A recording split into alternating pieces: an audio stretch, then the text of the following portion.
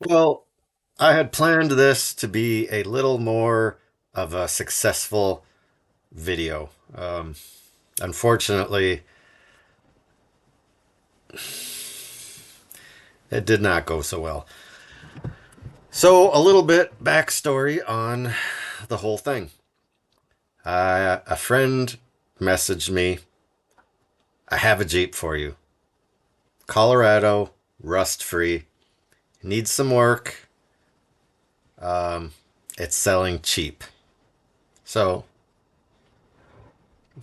um, he had my attention.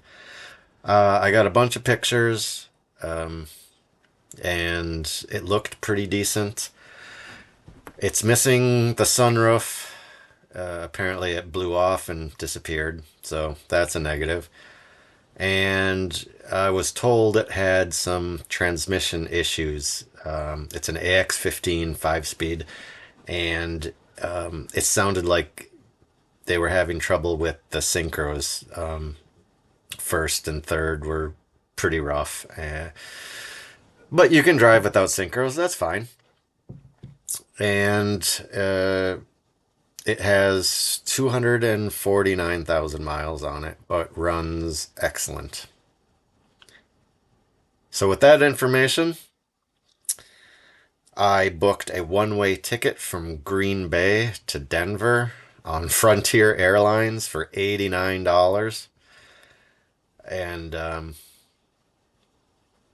had some cash in my pocket and a backpack, and I was off on an adventure. So I get there that evening and we go take a look at the Jeep, and it's slightly rougher than I anticipated. Still, from a quick glance, it looked good. Um, I looked around, very little. It has some hail damage on the hood. The rest of the body's clean. And I noticed looking underneath the driver's side floor pan had a little rot in it, like the size of a license plate. Um, so it looked good. The interior was all there. It was not damaged, but it was very dirty. Um, it was just gross. I, right now, I'm in the process of pulling the whole interior out. I've got the front seats out, the carpet out, and you'll see more of that on the next video. This is just the introduction. So, paid the lady, brought it to my friend's house. We gave it a thorough once over. We checked the gear oil and the axles, checked the transfer case, checked the transmission, checked the engine oil, power steering, brakes, coolant. The brakes were excellent. It ran beautiful, but it definitely had transmission issues. Third gear was completely unusable, completely gone. You could get it into first if you held it in, and if you didn't hold it in, it would pop out.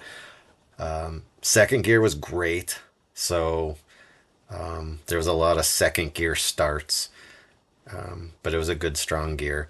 And you could get it into fourth, and fifth gear was perfect. So I had 1,200 miles to go with sometimes first, second, fourth, and fifth. That's all you need. I planned on just jamming it on the highway and seeing it what it would do and drive it for 17, 18 hours. From Denver back to Michigan was 1,100 miles. And I planned to just hammer down and just do it in one. The more I stopped, the worse the transmission got. So the least I had to shift, I think my chances were better. In hindsight, maybe wasn't such a good idea. But anyway, so the Jeep got a cleanish bill of health. We stopped at a pick and pull. I grabbed a spare tire and wheel because the tires on it are BF Goodrich all terrains from 2011, and they were completely bald and no longer round. So that was interesting. But ran good, brakes worked, had 3 gears, tires held air, had a spare. My buddy hooked me up with a Craftsman toolkit, a couple spare parts, like a crank position sensor. I had some U joints. I had a wheel bearing. That was about it. Oh, Gorilla Tape and zip ties. So that should be everything you need on a cross country road trip and a 250,000 mile. I don't know, shitbox. Yeah. A couple years ago, this probably would have been a $500 to $1,000 Jeep. Honestly, it was very clean, cleaner than most vehicles in Michigan anyway. So it was fine. So the next day, I kept stalling and stalling. We kept looking over it, and finally, around noon, I'm like, you know what? Either I have to go. Whatever's going to happen is going to happen out there. So that's what I did. Pulled out of town, took the off ramp onto the tollway, and immediately regretted my decision. From 40 to 60 miles an hour, it had ridiculous death wobble. The whole front of the Jeep was just gonna explode. The death wobble was so bad. So you had to ease through it and hope you didn't hit a bump between 40 and 60. Once you hit 60, anything over 60, the thing just drove straight. It didn't matter. Any kind of bumps didn't bother it. But it was kind of white knuckle for a little while there until I got used to it. But headed out on the highway and just hammered down 65 miles an hour seemed to be a reasonably safe, not too scary speed to go. Anything lower than 60, death wobble. Anything more than 70 was sketchy at best with the bald, dry rotted, out of round tires and the transmission making all kinds of fun noises. Other than that, yeah, I don't know. I was feeling at about a 50% success ratio. 40. I don't know, probably 30. I did kind of plan on this not making it all the way home. I left my truck and flatbed hooked up at my parents' house in Michigan. And I told them, don't make any plans for Sunday because you might be coming to get me. But in telling them that, I kind of anticipated getting a little bit further. Maybe back to Minnesota or even better, Wisconsin at the most. So it wouldn't have been such a bad ride for my parents to rescue me. But yeah, that I didn't even make it halfway. I drove for about 250 miles until my first gas stop, which was around, I used like half a tank of gas, which was kind of odd. So stopped at the gas station, filled up, did a calculation, and it was getting 24 miles to the gallon on the first tank. And I kind of thought that was a fluke. But thinking about it, the 4-liter 5-speed Cherokees Usually had 307 axle gears, and on top of that, 31-inch tires. At 65 miles an hour, this thing was spinning at about 1800 RPM. Like, so 24 could have been a thing. Um, so the first gas stop went fine. Back on the highway, everything was going pretty good. Drove another 250-ish miles, filled up again, and it was around 23 and a half miles to the gallon. So two times, probably not a fluke. I think it gets really good mileage, which I seem to remember the 4-liter 5-speed Cherokees getting pretty significant, over 20 miles to the gallon. And I did check with, I verified with the GPS, and the odometer and speedometer were very close to being accurate. So I think whoever did the lift at that time and tires might have changed the speedometer gear to get it back into calibration. So not bad. I was pretty excited. A Jeep on 31s that gets over 20 miles to the gallon. Um, yeah, this was going to be a nice daily driver. Pulling out of the second gas station, I lost first gear. I could not get it into first gear. And fourth gear was, I still had second. Fourth gear was very iffy. I had to hold it into fourth gear and slowly accelerate.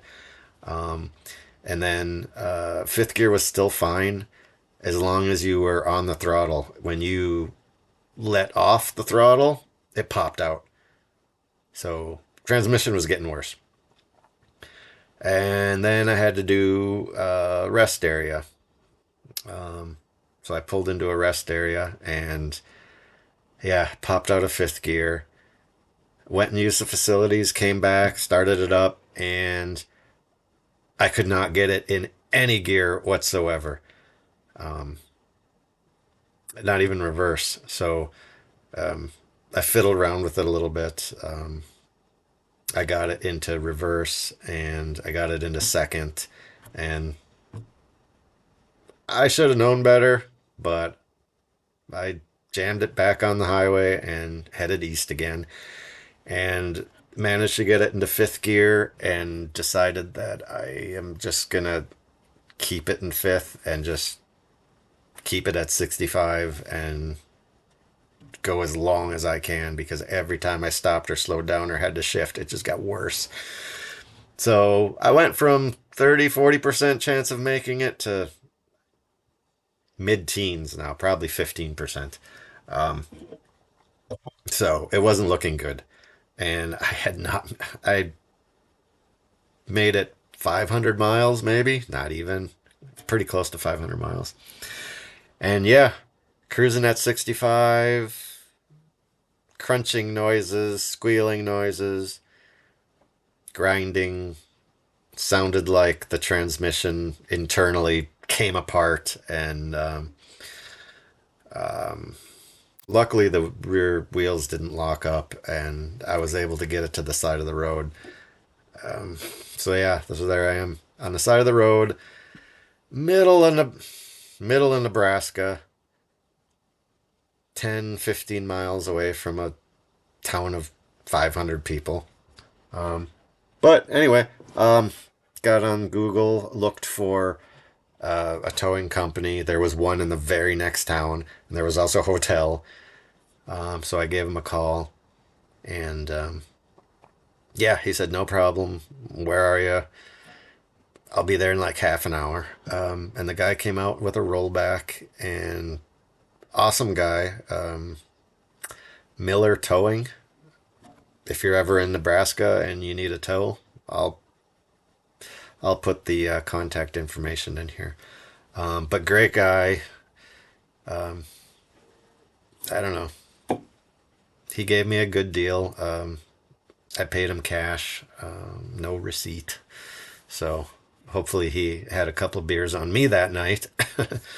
So yeah, here I am stuck in Nebraska Not sure what to do, so I'm looking up U-Haul rentals. And to rent a U-Haul truck and tow dolly one way from Nebraska to Michigan is like $2,000. So that's off the table. So then I'm looking at, well, can I rent a truck? Can I, like a Avis or a Hertz or something like that? Where's the nearest airport? So I looked into that, and it was just as expensive, and you couldn't get a truck. Even the SUVs they had were crossovers. You couldn't tow anything with anything. So I was 850 miles, just or 850 to 900 miles somewhere from Michigan, and I had my truck and trailer hooked up at my parents' house, but it's a 2001 Super Duty from Michigan with 250,000 miles on it. I don't trust it to go that far and back, and I don't want to have my parents be stranded driving a truck they're not familiar with, towing a trailer. It's just too much to ask parents to do. So plan, I don't know, what plan am I on now? E, F, I don't know. So the next plan is my parents drive their truck. They have a half ton Ram, something that they're comfortable with driving, to me, and we'll rent a U-Haul dolly from the nearest town. I scoured all of Marketplace and Craigslist trying to find. I was going to buy a tow dolly. I was going to buy a trailer. I was going to buy something. But in Nebraska, everything is 3 hours away. And like it was all junk. Like I probably wouldn't have made it home with it.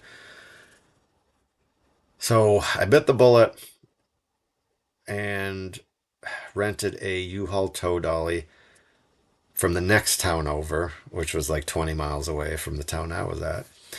And a one way rental from Nebraska to Michigan for a tow dolly is $500. So it's still the cheapest option to get me and the Jeep home. I probably could have got home cheaper myself and then would have had to come back for the Jeep at a certain point or tried to sell it or something. So yeah. So U-Haul didn't open until Monday morning at 9. And this all happened on Saturday night.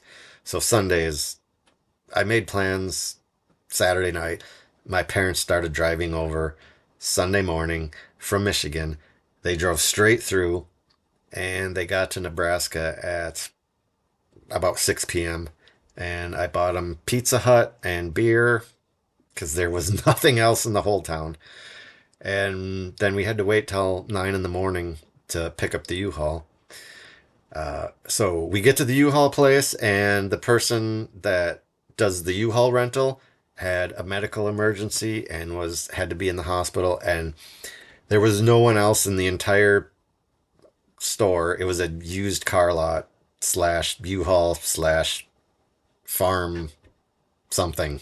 I don't know, but none of the guys in the whole store had any idea how to rent a U-Haul, and there was no chance of the woman coming in. So we're stranded again. Finally, one of the guys is like, "Well, I can call U-Haul and they can talk me through it." And there's an old guy who's not good with computers, and he honestly tried his best. And we were there for like half an hour, and he wasn't getting it. the The helpline wasn't helping enough. Finally, he we filled out enough paperwork, and he's like, "Well, you paid for it online, right?" And I'm like, "Yeah, I rented it online. I paid for it. I did everything online. All you have to do is check me in." And he's like, "Well, I think I did it, but we're not. No receipts are printing out. I'm not sure what's going on, but why don't we just get you hooked up, and if anything happens, I'll call you and we'll figure it out." Yeah, so late start on Monday to drive 850 miles. Great. Um, but we go back, take the U-Haul dolly back to the other town that I was staying in, to the hotel where the Jeep is parked. We load the Jeep up. Everything loads up smooth. We tie it down, head out on the highway, and it tows really well. The my dad's Ram is doing a fine job towing it. Yeah, I kind of went slow at first, and after like an hour or two, I wound it up to 70 and just went. If anything's gonna happen, it's gonna happen out there, as Captain Ron would say.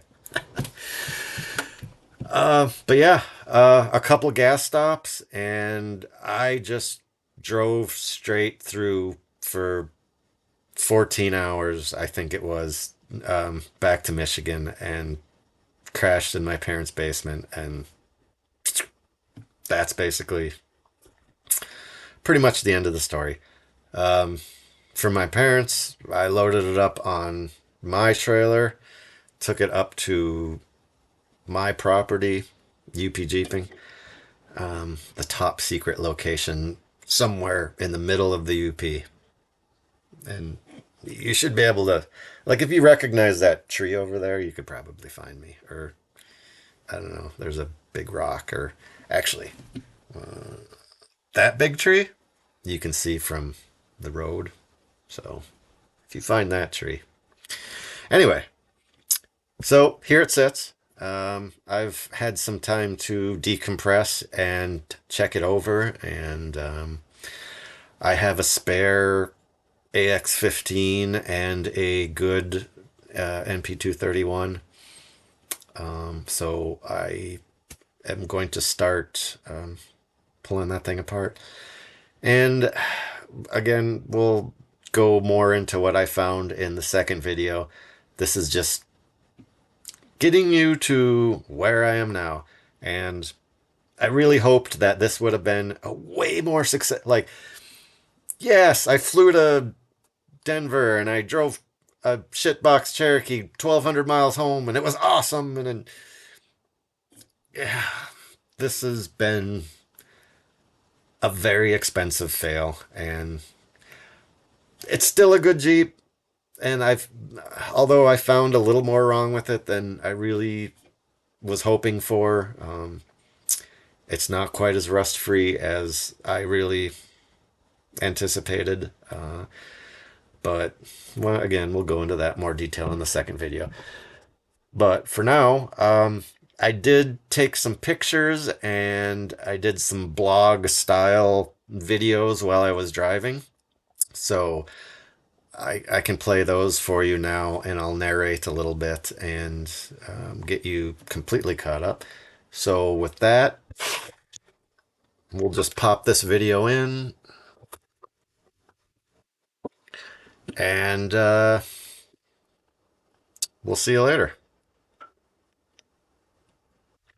Well, if you can hear me, heading east. So far, 60 miles in, 1,150 to go. This thing needs tires badly. It has death wobble between 40 and 60. So I've been trying to keep it at like 63. It doesn't have third gear. Fourth gear is, you can kind of get it into it sometimes. Second gear is strong. First gear, you can kind of get it into first gear. And fifth gear seems to be perfectly fine. So really, that's all. As long as fifth gear holds on, we're good. The synchros in the AX15 are just shot. The clutch seems good though. Yeah, I'm cruising along at 62, 63 miles an hour. 50 pounds of oil, just under 210 degrees. I don't know, it's doing it. It's a little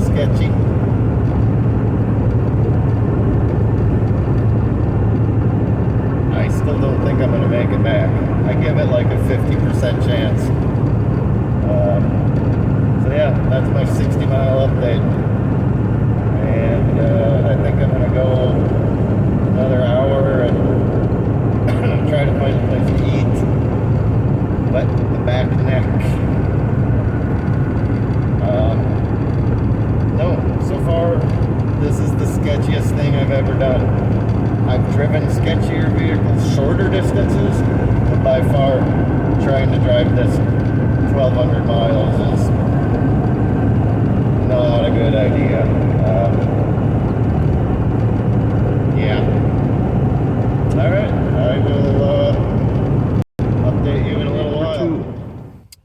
180 miles in and 1,000 miles to go.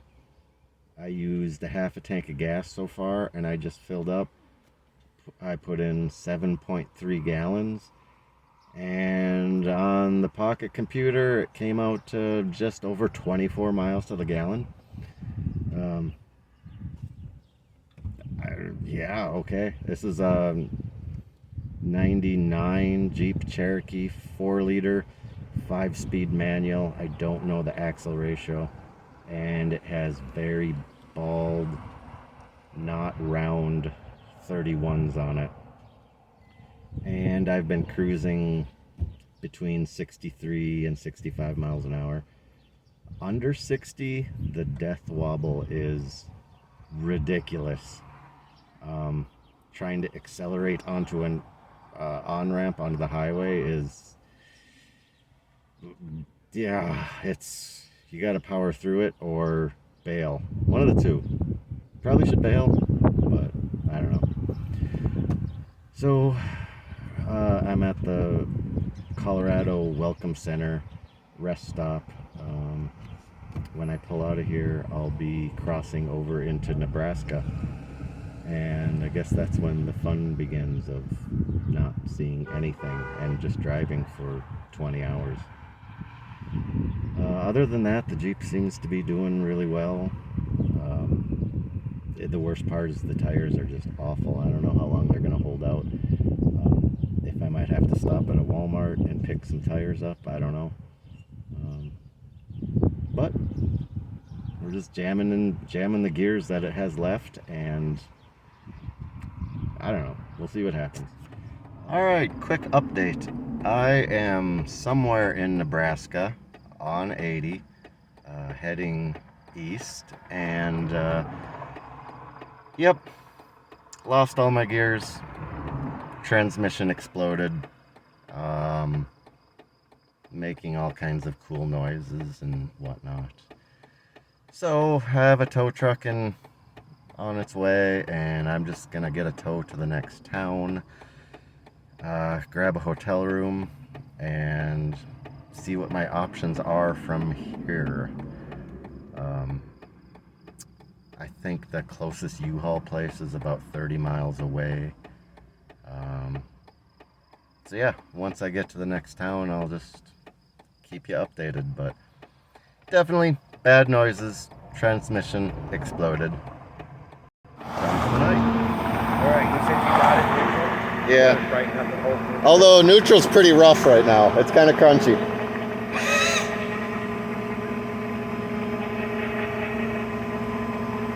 It is a pretty nice looking one. It's like perfectly clean. Really? It's insanely clean. Yeah,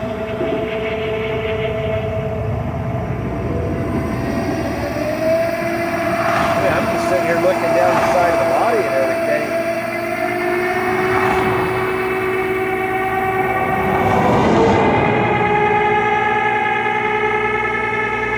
Is that about a 2-inch on it? Yes, or it's the 4? Not sure.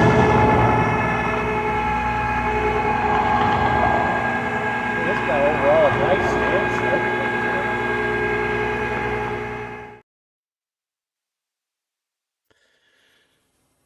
And that is the whole story up until now. I guess we'll see where this goes. I am gonna put a new transmission in there. I'm gonna clean it up. I don't know if I'm gonna keep it or try to flip it. Like I said, it needs a little more work than I thought. It really should have a set of floor pans on both sides, and the rear lower quarter panels, like behind the bumper plastic, is kind of rotten, and it just needs a deep clean. So yeah, we're all caught up. That's the end of the video, and stay tuned for episode 2 as I tear it apart and, I don't know, try to come up with a plan. All right, thanks for watching.